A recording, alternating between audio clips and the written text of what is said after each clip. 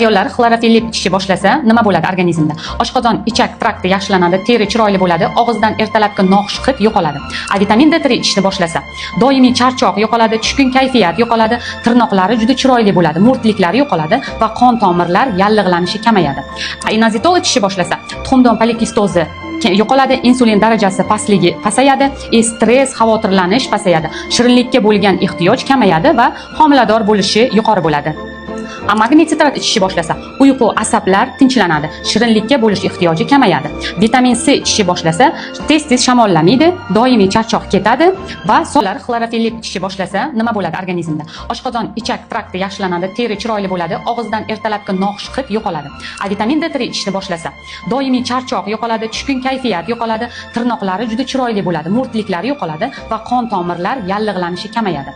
Inazitol ichishni boshlasa, tuxumdon polikistozi yo'qoladi, insulin darajasi pastligi pasayadi, stress, xavotirlanish pasayadi, shirinlikka bo'lgan ehtiyoj kamayadi va homilador bo'lishi yuqori bo'ladi.